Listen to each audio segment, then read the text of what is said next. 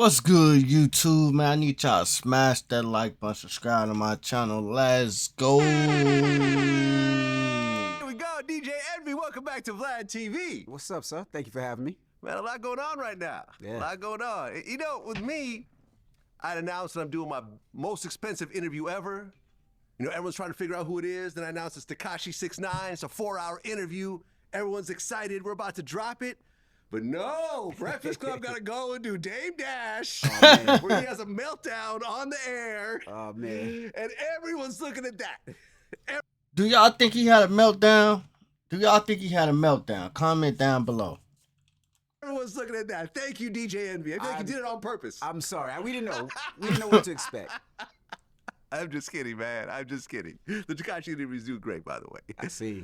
So, Dame Dash goes back to the Breakfast Club, and all hell breaks loose. Mm-hmm. Were you surprised in terms of what happened? As far as what part? Just everything. No. No? No, I'm not surprised. I remember the first time he came on the Breakfast Club and he was Right. having this boss conversation.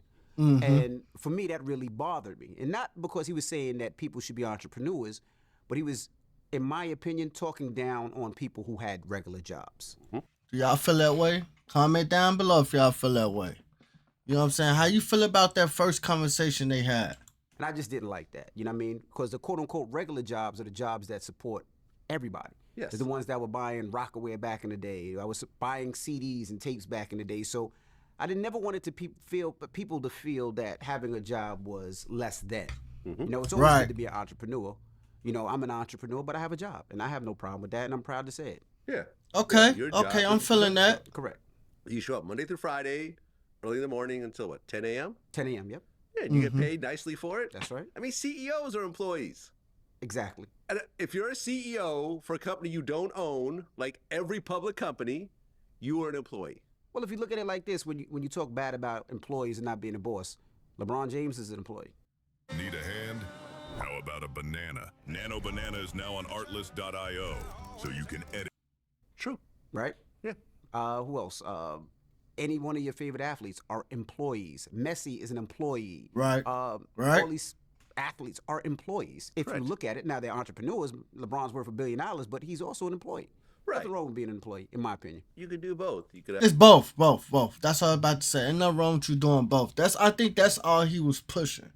I think, like, from my understanding from the first one, he was just telling them to do both. have a 9 to I 5 could be job, wrong.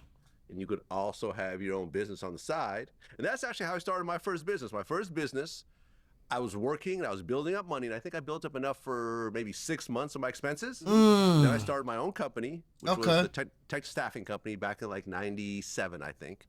And I said, look, I got 6 months to make it work. If this doesn't work, I'll go back to my job. Pivot, right. And it worked, luckily, but it could have not worked. And I went back to my, my employee job, and that's fine. That's right. Well, he said a lot along the way. He accused you of having a RICO. Yeah. I heard that.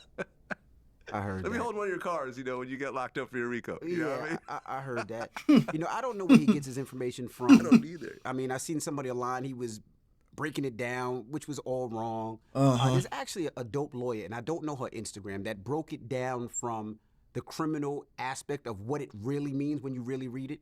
And she broke it down amazing. But sometimes it just makes no sense to reply to just foolishness. I think Yeah, they a were just. lot was actually said. I think they were just going back and forth. That's just my opinion. Charlamagne started calling him Debt Dash. Debt Dash, His label would be Debt Jam. Debt Jam. He accused Charlamagne of being gay, Yeah. which Charlamagne wasn't bothered by. No, but this is the thing, and this is where I can tell sometimes people don't watch The Breakfast Club. Charlamagne and myself joke all the time. Yeah. Everything. So there's nothing that you can say about any one of us that's really going to affect us or hurt us. So for us, that's just jokes. And if you listen to The Breakfast Club, I call Charlamagne gay all the time. He calls me gay all the time. We call each other, we're the gay best friends. So nothing ever bothers us. Look, there's That's tough right there, though. Gay best friends? a viral video of an interview I did with Ari Spears that got edited in such a way that makes me look like I watch gay porn, which I don't.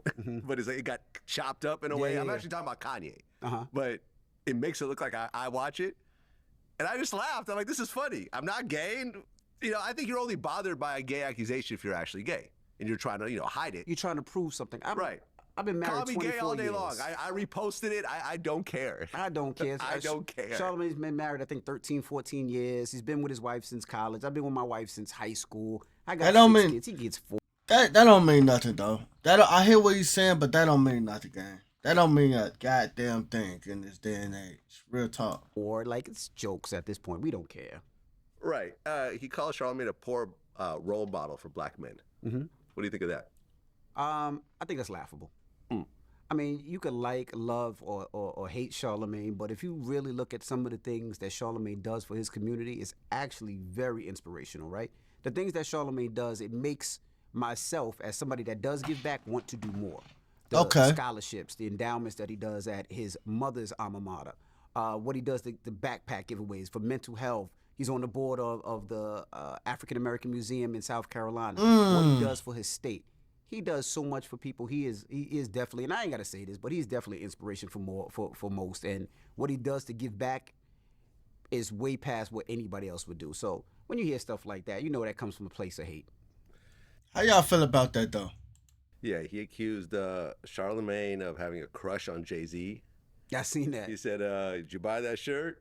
Charlamagne's, yeah, I support black business. Oh, you're either getting paid by Jay or you have a crush on him. Yeah. I mean, I think, I really don't know what that is. I mean, Jay is somebody who's an amazing businessman. I mean, the man is worth over $1 billion. He's an icon in hip-hop. And I think we support a bunch of black businesses out there. You know what I mean? And I don't think there's nothing wrong with it. Like, I love the fact that you support Roc Nation and he supports Emery Jones. He supports all those people. I don't have a problem with it. Because he supports me, he has a crush on him. What does that sound like to you? Hating. Exactly. Hating. I guess. That's one of the funniest parts. I guess. I don't know, man. All the way through. And, I think Charlamagne's like, well, you're being a chatty patty. He's like, no, I'm talking about someone I know, someone you used to know. I just fell out. But if you really watch that interview and really break down all the things that he said, you talk about a hypocrite. Yeah. He'd be like, you're a chatty patty. I don't ever talk about everything. But every interview he does, he's talking about everybody else. Yes. Like, it's the biggest chatty patty. And the sad thing about Dame is you look at Dame's peers, right? Everybody he was been in this industry with, right? And remember, I was a DJ. I used to ask for Roc-A-Fella Records, put on my mixtapes and all this other stuff. Yeah, me too. You've seen all the things that he created or he's done or been part of.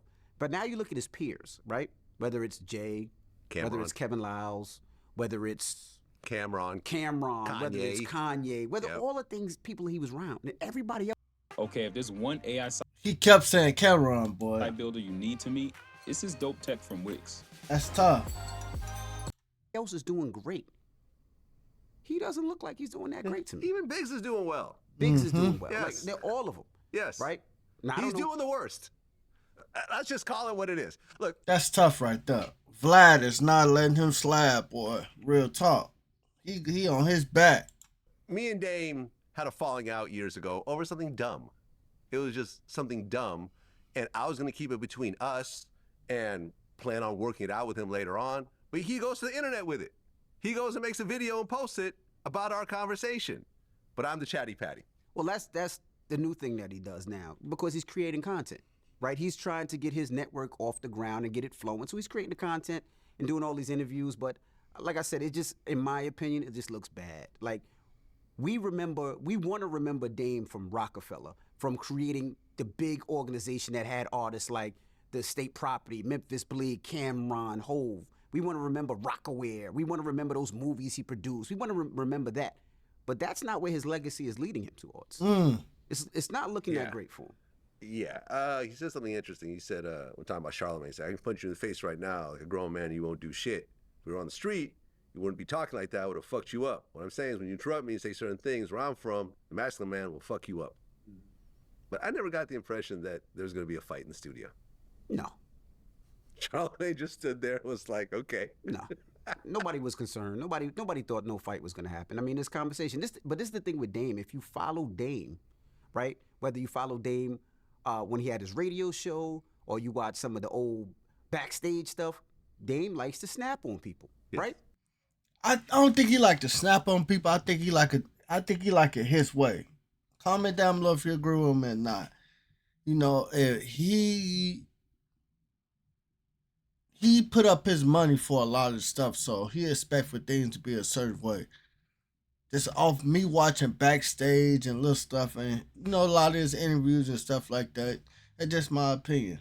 It's clear. Yeah, He you says snap a Harlem on me. thing. Yeah, when He'll we're snap on you till you together. cry. Yeah, but the thing is about snapping is that I think that should only come when you have a certain level of relationship and familiarity with a person.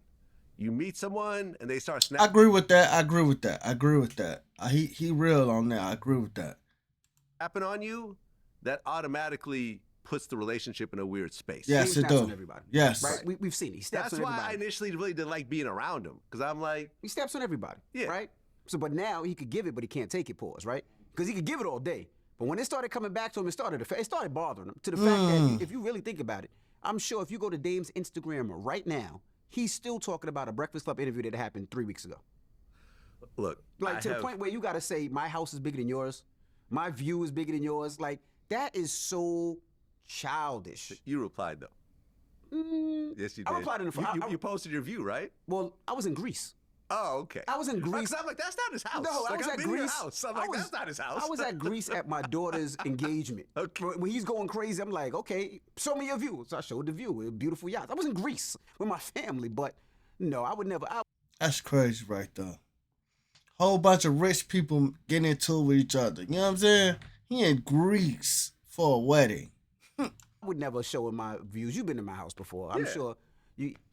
If worse come to worse, you could tell him whose views look better. I mean, it's a beautiful house. It's not really like, it doesn't overlook the ocean or anything. It's but it's in a Jersey. beautiful home. Yeah, it's in Jersey. If I owned a house in Florida, Right. in a town where nobody knows, yes, I could have a view on the lake too. But it's not about the views. Like, we're not going back and forth about views, man. This is Right. I just want him to do well, man. I want him to be great. The funny part is, this is the first time I've ever seen this on the Breakfast Club. He actually had to tap someone in. Like near the end of the interview, he's like, "But let my OG talk for me." Right. It just got a little too hot for him, it seems. Right. I don't think so. I just think he just brought him up there to push his message. I think.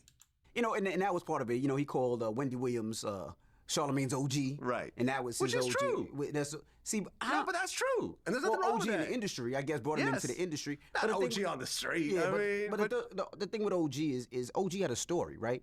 And what OG was talking about was real. Like, Yes, he was. Yeah.